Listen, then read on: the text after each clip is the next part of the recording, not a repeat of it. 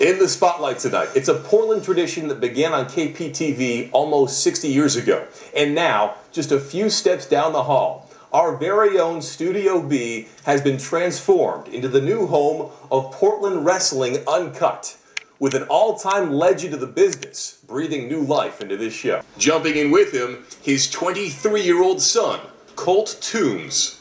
I don't know what it would be like growing up as my son. Wait a minute. You don't have to do this in front of your son. You don't need to be humiliated like this. I just want to get out of here, okay? Your daddy wears a dress. It's a kilt. It's a dress.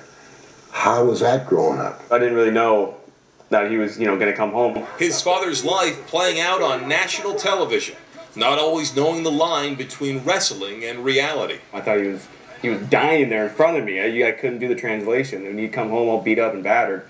So it was rough. It's an honor to be in Memphis, Tennessee. It was Colt actually making his TV debut 15 years ago. And I said to him then, I said, Colt, you just trust your daddy. I remember being terrified, but I had my dad there. And I picked him up, had the world championship belt, and he goes like this. He upstaging me. I'm safe when I'm with him, he's dad. So no matter what, no matter when I was that age or now, as long as I'm with him, I know I'll be okay. We are starting episode 1 on Portland Wrestling. You're always fighting this kind of tyranny. I want to show it to them. I want to show the world something they've never seen before. And that's a struggle that you guys have trying to get where it is you want in the business and all the stuff that you go through. And whatever you say, I want you wide open.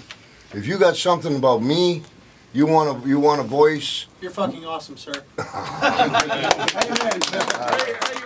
Well, I was trained by Buddy Rose and Colonel LeBeers, who were some people from his generation. To have that training and then to go on and be mentored by Roddy Piper is fucking incredible. I'm sorry. It's incredible. It's incredible. I can't even really put into words of what that's like, but there's not a better mentor anywhere that you can find, I don't think. Well, we keep giving and giving and giving, and I don't mean to step out of line, but I've had a saying for years, and this is a good way to say it, and I'm not trying to be crude, but it's the best way to fit it. I'm in love with a whore who doesn't love me back. And she'll punish me and punish me and punish me, but I can't stay away from the candy. And that's that's the whole thing with professional wrestling in a nutshell.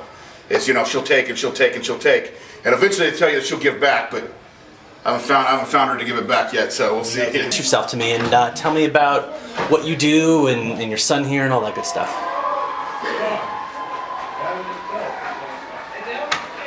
Let me ask you this question. Yes, what sir. do you mean by what I do?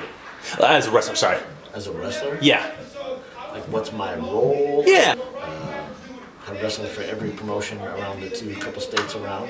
I kept my stuff pretty local because of my family. I have an 18-year-old daughter also, and my son too, and they both have been a part of the wrestling business that I've been in. And my daughter, when I first started, she was very young, so she got to do the kind of same stuff that he was doing on a smaller scale, and now he's getting to do the same thing, which is something that I really, probably what got me to come back to wrestling in the first place. Even though I enjoy it, I actually get to see how my second youngest child actually be a part of this too, and he's having a blast. And that's what keeps me coming back. Scary going out there and putting your neck on the line against somebody that can just pick you up and throw you anywhere. I mean, it requires a lot of trust in people. More than that, it's scarier in the back. I mean, these guys will eat you alive. I spent a lot of time with the whole beauty regimen, shaving and getting my hair done and everything, and making sure I'm tan and all that stuff, making sure that I look good. It's not easy, and I've also sacrificed a lot of money, a lot of damn money. If I claimed my taxes for this stuff, it would definitely be a loss. I drive all over the place. I drive to Sacramento, I drive up to Seattle, I drive to Eugene, I drive all over the place, and I don't always get compensated for that. Especially with what's going on right now, man. I coasted in here today on fumes. I dug change out of my glove box so that I could buy some coffee this morning from the damn 7-Eleven, and I don't know how I'm going to get home. There's always those people that want to see you fail. And they see a little guy like me. And we're good now, we're going to go. All right? I become a target really easy. All right, we're good now. Just because of that, people like to hit me a little harder for whatever reason, so I can prove that I'm tough enough, or whatever the reasons may be. But aside from the stuff in the ring, it's actually harder in the back. Let me tell you something, all right? Hey, pay attention when I'm talking to you, boy. You understand me? I held the belt 7 times, and that was for a reason. You hear me? You don't just come in here asking for a match like, you know what? I'm a big shot. My daddy's Roddy Piper. All right. Just want to have a seat. I just want to chat with you for a minute. I was really shocked at the meeting today. Normally you're really quiet and don't say much, and man, you just got unloaded. I mean, I understand there's frustration there. I want to hear it, but your first match, I've seen you do so much better. I don't know what that was, but it was pretty shitty. This last one, a lot better. I just want to know. Whoa, wait a minute. Who the do you think you are trying to judge talent? Have you ever stepped foot in the ring? No. Have you? No, but answer me. Have you ever stepped foot in the ring? No, you haven't. So you can't judge talent.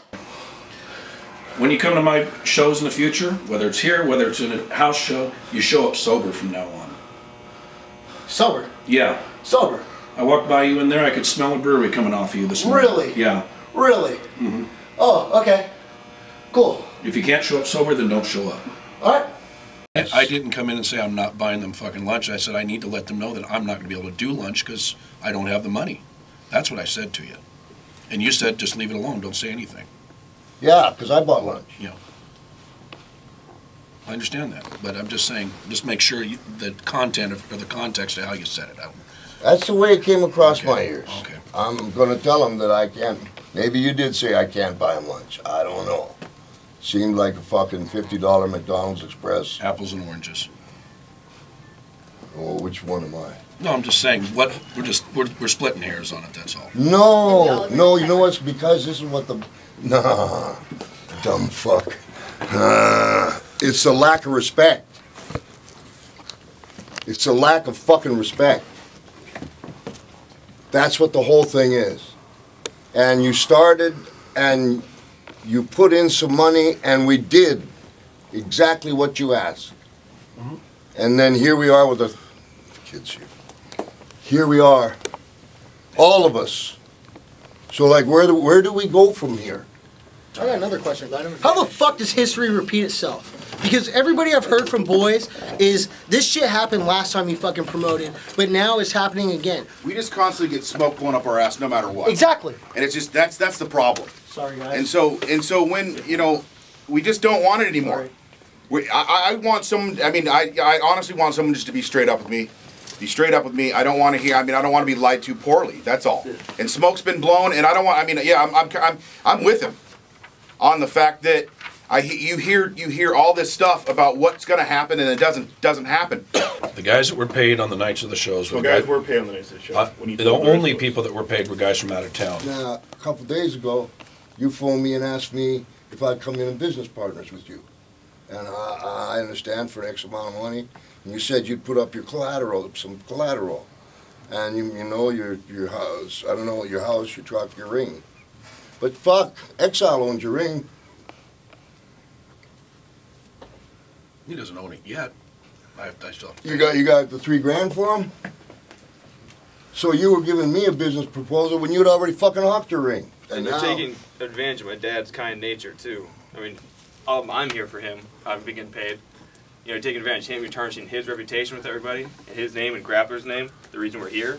You start doing that to my dad, I mean, that's my family, it gets personal. You punch me in the face, but you touch him. It's not cool, man. I'm not as nice as them. You think I'm fucking Bambi? No. That's just an out and right fucking con job. I wouldn't be borrowing money from anybody if I didn't think I could pay it back. You try to put your fucking ring up again? No. I got it in fucking writing. That ring belongs to me if you don't pay me back. No. Did you try and put your fucking ring up again? It was mentioned when I was talking. Okay, that's a real big fucking slap in my fucking face. How would you like if I came and fucking slapped you in your fucking face? Right fucking now, man. Do you know fucking how pissed off that fucking makes me to try and dig me out of that much fucking money? Right. You know, I'm out there on fucking TV getting slapped in the fucking face. You trying to slap me in the fucking face back here, too. I wasn't trying to slap you in the face. Well, you fucking did! And I wouldn't have brought it up to him about the ring if I didn't plan on having you paid off real soon. I didn't want to hear this or that. I'm sorry, blah blah blah. I want to hear I got your fucking money. I'm gonna start from No, but scratch. the thing is, let Pete talk. No, Seriously, because other than Roddy, hey, there's no fucking draws in fucking pro wrestling. Santiago, how the fuck are we gonna hear anything if he doesn't let him talk? You know what? He has a right. I would He's like backtracked. He's backtracked all of us for so long. Fuck this. I would like to hear what he has to say. Why? Let him fucking It's been speak. smoke up our ass for the whole fucking time. Then what's the point of asking him fucking questions if you're not gonna let him fucking talk? Shut up. No. Shut the fuck up. Hey, Wife, Mike, you know? Mike, get a hug. I'm gonna leave. All right. I'm walking out. Do whatever you guys want to fucking do. I'm walking out. Listen, that's part of the problem.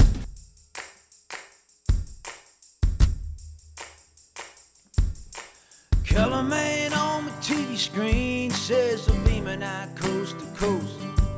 It's a one-ring circus going town to town and suck you in and chew you up.